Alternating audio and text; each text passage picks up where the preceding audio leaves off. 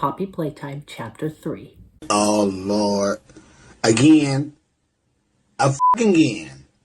Nothing new, nothing changed, same old shit. Same old Yes, guys, I promise. This will be the last Poppy Playtime video I'm gonna do for now, because my entire channel so far has just been Poppy Playtime Chapter 3 and my brand new album. That's it, nothing else. I gotta change up my content. So yeah, this is finally gonna be my full review of the entire Chapter 3 game. Now, when I put full in quotation marks, that means that this game is really long, so what I am gonna do is review the best parts of this game. Well, kind of the best parts of this game. More about that later in the video. So I guess I could start off with saying, Poppy Playtime Chapter 3 is a really, really good game that I have not played yet. Now, I know what you guys are thinking. Adagio, why are you reviewing this game if you haven't played it yet? YouTube videos. I can look at playthroughs of this game. I don't have to play it to confirm that it's good. This game is good. I mean, just look at this. Look at this. How could you say that's not good? The other reason why I didn't play this game yet is because no PC. I am broke.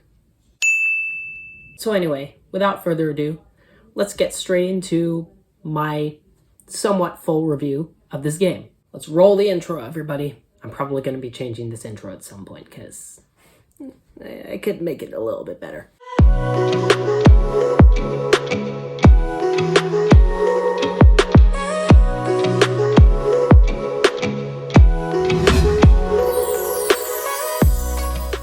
So, for number one, let's start talking about...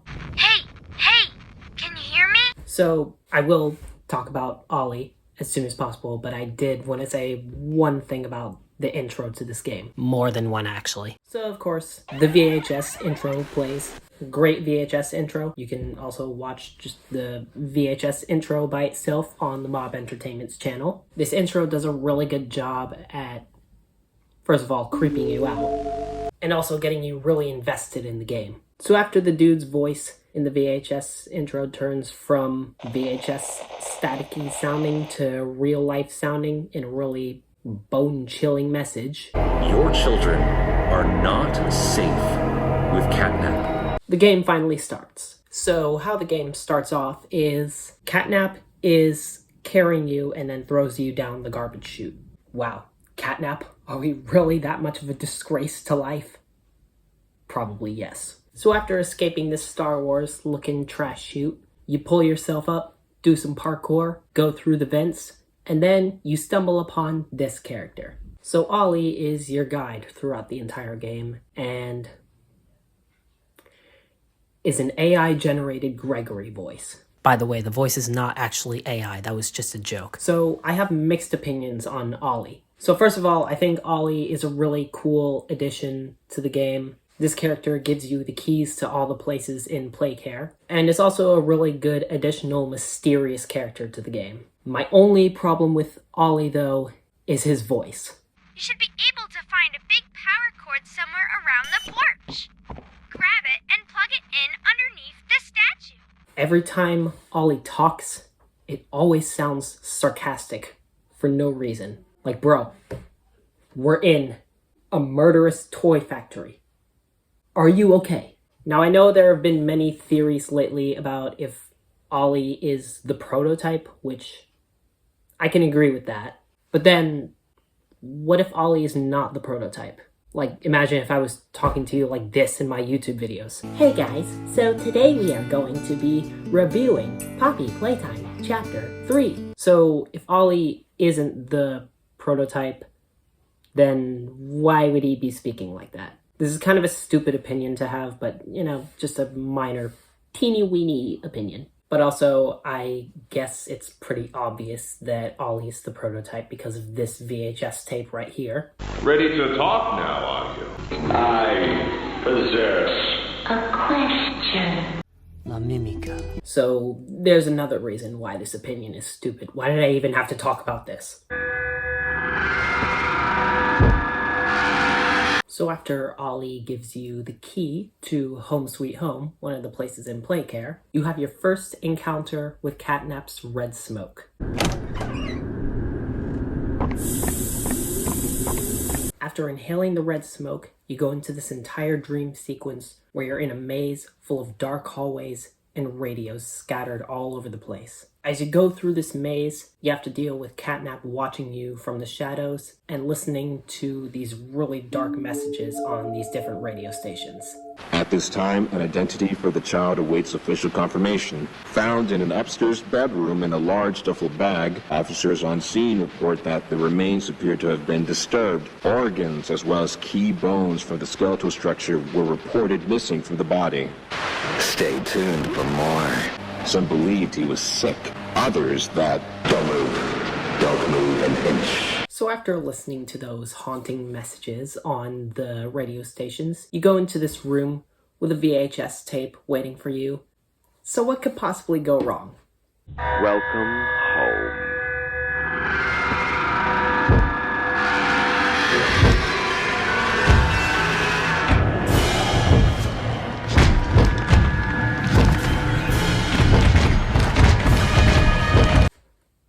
All you need to see is that, and you know you're in for something good. I wish you could have seen my reaction to that, but thanks to my glitchy voice in my screen recorder, I wasn't able to show you until today. Here's a recreation of my reaction to this scene in the game. Welcome home.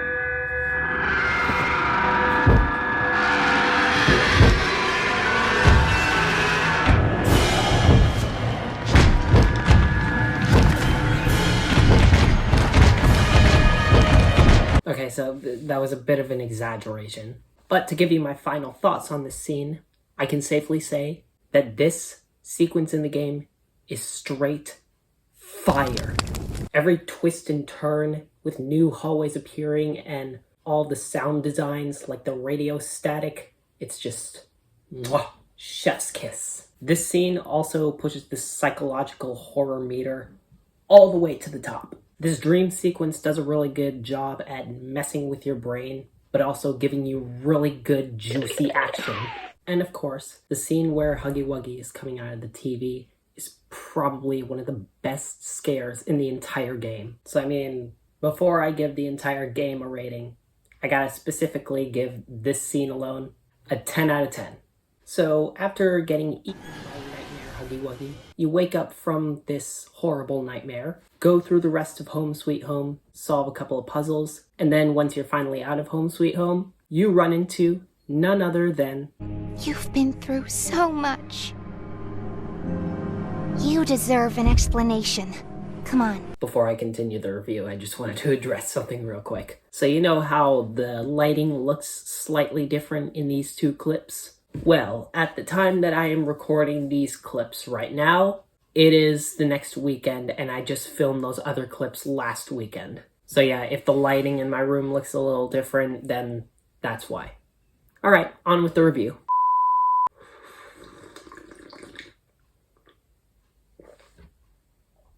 So, can we talk about Poppy in this game? They really made her a much more interesting character in Chapter 3. Her setup in Chapter 2 was pretty cool. Like, she was kind of a more mysterious character. Like, can you really trust her? But at the same time, I feel like Poppy wasn't really that much of a huge character in Chapter 2 and didn't really matter all that much. In this game, they make her a much more important character, and I love that. Since Poppy's personality was kind of hidden in Chapter 2, in Chapter 3, she's kind of more like one of the main characters, along with the player. I mean, her name is literally in the title of this game, so they kind of made that make a little bit more sense. And the way Kissy Missy is included into this game also works very well. Also, I forgot to tell you that Kissy does appear in Home Sweet Home at some point. I'd have to say that Kissy Missy's setup in Chapter 2 was actually even better than Poppy's setup.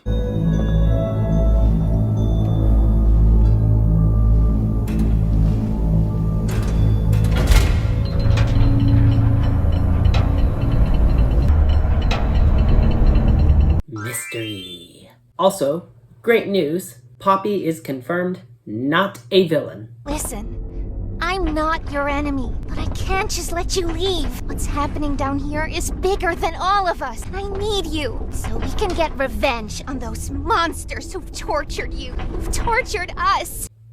Is this even a video game? Seems to me like this came straight out of the cinemas. But yeah, these two carry the story of this game the rest of the way through. I am kind of disappointed that they didn't really include them all that much in this chapter, because they could have gotten much more screen time. The only time Poppy and Kissy really get screen time is after we get out of Home Sweet Home, and then the ending, and that's about it. But yeah, Poppy and Kissy Missy are really good characters, and I hope we get to see more of both of them in Chapter 4.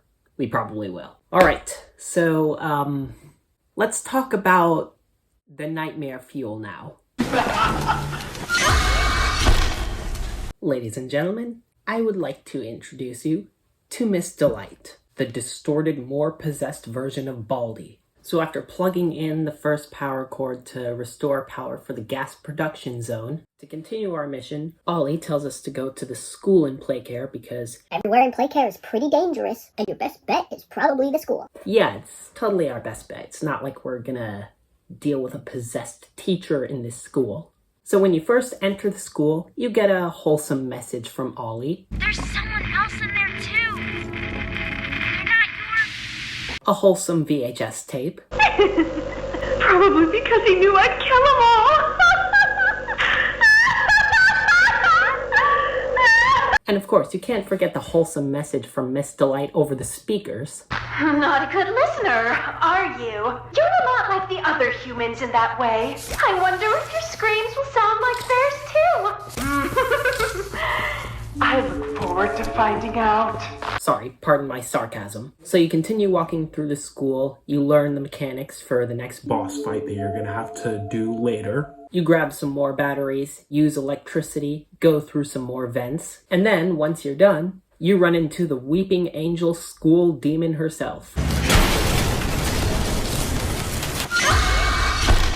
Words cannot describe how brutal that jump scare is. Now remember earlier when I said the nightmare Huggy Wuggy coming out of the TV was one of the best jump scares? Emphasis on one. This is the second best jump scare, probably even the first best jump scare.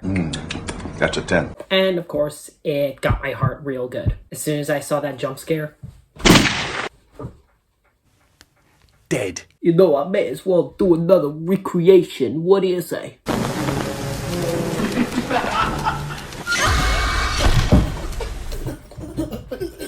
I can already tell that these exaggerated recreations of my reaction to this game is gonna drive you guys crazy. Stop it.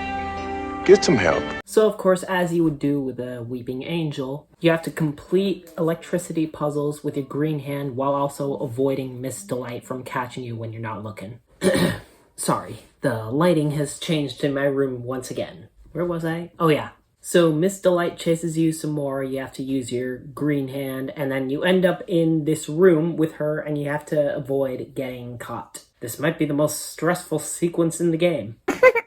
That is not correct. So you grab some more batteries, use more electricity from your green hand, and then, once you finally escape, she chases you even when you're looking. But no worries, you find a lever, and then... Rest in peace, Miss Delight. Psych! Okay, so my final thoughts on that sequence in the game. Perfection. First of all, I love how it starts off by showing you what mechanics you need to use before escaping Miss Delight. And once you do escape her, it's an entire masterpiece of an anxiety-increasing chase scene. From the twists and turns to Miss Delight getting closer and closer to you as you keep running. Man, such a good terrifying sequence. No! Leave me! Please! Just go! Run! So after murdering Miss Delight, we continue on and finally get the one thing we were all asking for in this game. A flare gun. So in this sequence in the game, we have our first encounter with the smiling critters themselves. And They are horrifying. As you keep on going, multiple smiling critters keep popping out of tunnels, and you have to avoid them by using your flare gun. When I first saw this entire sequence, it was making my anxiety go through the roof. You then have to complete this puzzle while avoiding the smiling critters, where you're going through this really small, dark maze. You have to place 2 boxes on top of 2 big buttons, and then once the 2 buttons are activated, you press this other smaller button, go onto this platform, and escape the smiling critters. Kind of. Then you go into this possessed pool room, and then you meet the last of the smiling critters, Dog Day. A myriad pairs of eyes are on you now, watching, waiting, hungry. They want nothing more than to crawl beneath your skin and eat away at you bit by little bit. That thing, Catnap, the prototype, is his god, and this is what he does to heretics. Step aside, kids' animations. We got the gore! So then, Dog Day tells us, listen to me. You need to get out of this place. You need to live. I'm sorry to tell you this, buddy, but we can't get out even if we wanted to. Prototype knows we're coming by now. You try to escape, he'll kill you before you ever reach that front door. And now for the most horrifying image you'll ever see in your entire life. Oh no! Leave me. Please, just go! Run!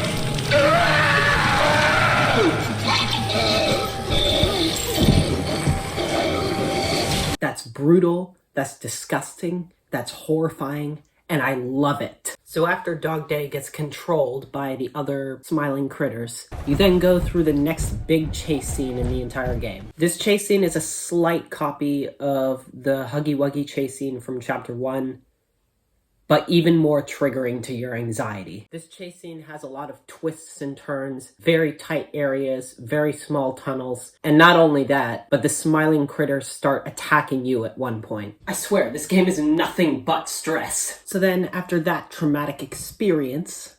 Dog Day says, fetch! Why are you just standing there? You can't be here. You can't stay.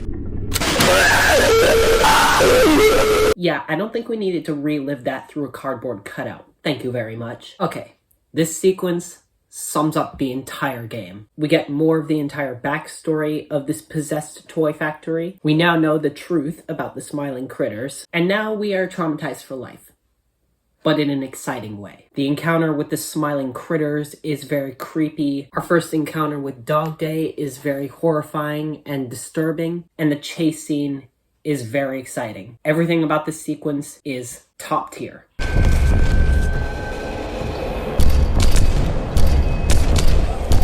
So after escaping the playhouse, Ollie calls you once again. Hey, are you alright? No ouchies or lost body parts? I don't want to lose any more friends to this place. Yeah, it's obvious that Ollie is the prototype. I didn't even need to criticize his voice at the beginning of the video. Now, I would talk about everything that happens before the Catnap boss fight, but it's pretty much just puzzles. So, fast forward, please.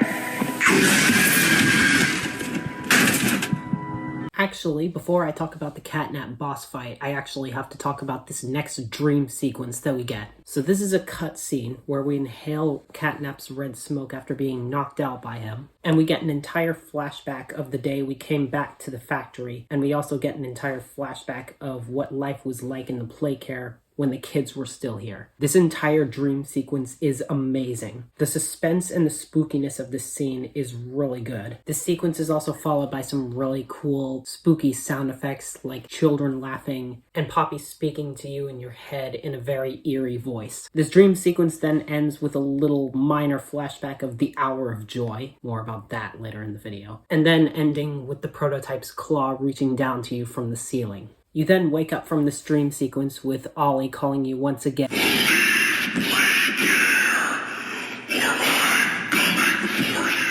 I'm sorry, you're what for me? We then move on to more puzzle time, baby! So we're very close to reaching 100% for the gas production zone, blah blah blah. And then it's boss fight time.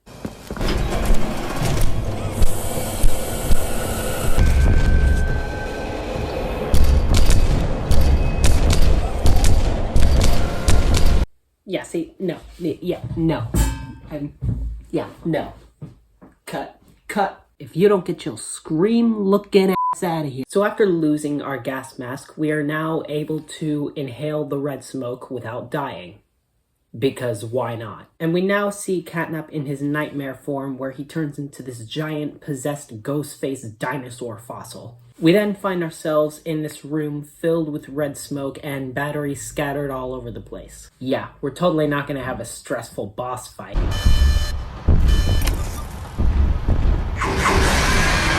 So this is a boss fight where we have to wait to install 4 batteries to power this green hand outlet. While waiting for the power to reach 100%, we have to defend ourselves from Catnap by either blocking him off with steam or checking to see if what we're seeing is either real or not real with our flare gun. Okay, so I've been hearing a ton of mixed opinions from different YouTubers about this sequence. In most of the playthrough videos of this game that I've watched, most YouTubers thought that this sequence was really stressful and really obnoxious. And I do have to somewhat agree. I mean, I'm not able to play this game yet, but when I do get the chance, I can already imagine myself raging at this part. This boss fight almost throws too many things at you all at once. Most of the YouTubers that I've watched play this game have gotten really confused before they've gotten into the middle of the boss fight. But I did hear that Mob updated the game where apparently Poppy is giving you some minor directions before the boss fight, so that's a good improvement. I guess my personal opinion on this boss fight is that the concept is cool, but it could be a little less confusing. Fast forward to the end of this boss fight, and we have finally reached 100%. We've installed all the batteries, and now we have activated the deadly green hand outlet. And here's another criticism coming from Random Stuff Gaming. After powering your green hand, apparently you're supposed to right-click during a cutscene. Nice of you to show up. No, you're f***ing joking. You're joking. You're playing a prank on me. I was supposed to do something! I totally agree with this criticism. Hopefully in Mob's next update, they don't have us click something during a cutscene. So after firing our deadly electrified green hand at Catnap, Catnap is lit on fire. This girl is on fire! And just as the fire is wearing down, the prototype comes down from the ceiling. And you'd think that the prototype is going to save Catnap, but no, the prototype betrays Catnap and frickin' stabs him in the face. What a savage! But I do still feel bad for the child that Catnap was made from. R.I.P. Catnap's soul. We need to be cautious. There's something... What's she doing? No! So after finally defeating Catnap, we find Poppy, and we're very close to escaping. And she shows us this VHS tape called The Hour of Joy. So, we've been waiting for this moment. What's the truth? What's the deep, dark secret of this factory? Oh. The toys went absolutely batshit crazy and started eating everyone in the factory.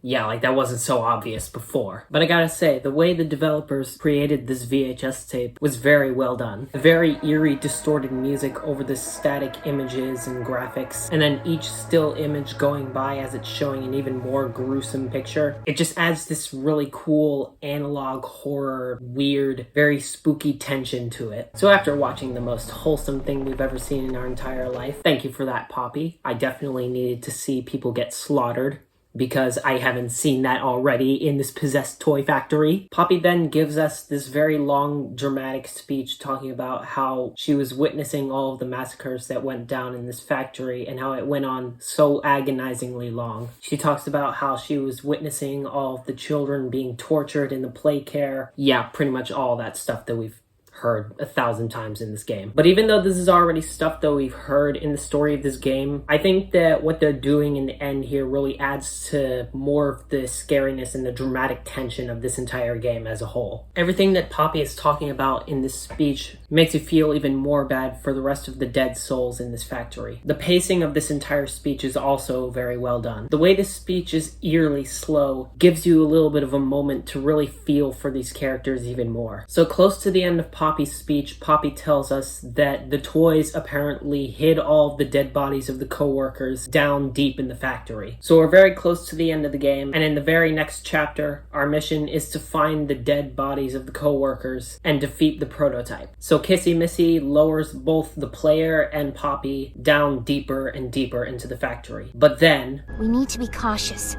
There's something... What's she doing? No! Kissy Missy gets slaughtered by some mysterious monster as us and Poppy are being lowered deeper and deeper into the factory. This mysterious monster is probably Ollie. Damn you, Ollie! Both the player and Poppy tried to rescue Kissy Missy just in time, but it's too late. The ceiling closes on us, and we cut to the credits. Kind of an out-of-nowhere cliffhanger, but honestly, I found it to be really intense when I first saw it. When I saw this cliffhanger for the first time, I kind of had the same feeling with this cliffhanger as I did with the cliffhanger at the end of Across the Spider-Verse. I know that may seem like an over-the-top comparison, but that is genuinely how I felt with this cliffhanger. So now all we gotta do is hopefully not wait an entire year for Chapter 4. And that was Poppy Playtime Chapter 3, Deep Sleep.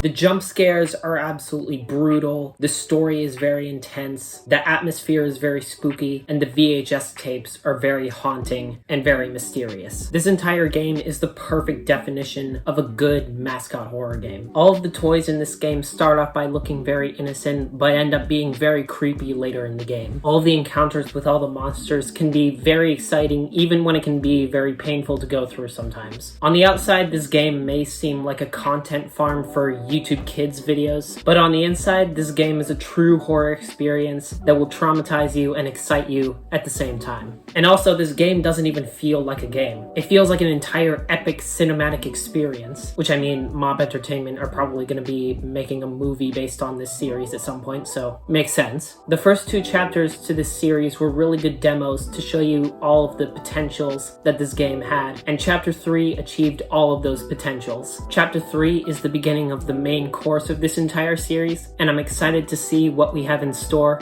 for Chapter 4. Hey, that rhymed. So, this is definitely my last Poppy Playtime video for now, but it may also be my last casual YouTube video in general. Mostly because this year I mostly want to focus on my music right now, and I don't want to distract myself with all these other album reviews that I was originally going to do. I'll probably do stuff like that in the future, but for now it's just going to be songs and music videos, which I think you guys will really like. And if I want to start reviewing some other games, I may eventually do that, or maybe I'll just make a separate channel for all that stuff. There is another game that I really like that I've played called Stray. If I want to review that game, I may do it at some point. But yeah, this is probably the last of the casual YouTube videos you're gonna see for now. Also, please like this video. I've been working on this video since March. Nah, it's fine. If you don't want to like the video, that's fine. But yeah, Poppy Playtime Chapter 3, Deep Sleep is a really good game. It sometimes has some stressful moments, but overall, a very exciting experience. And that's why I am giving Poppy Playtime Chapter 3, Deep Sleep a 9 out of 10. So yeah, that's gonna do it for today's video. And my name is Daj. I will see you all next time. Peace out, my bros. I'm out.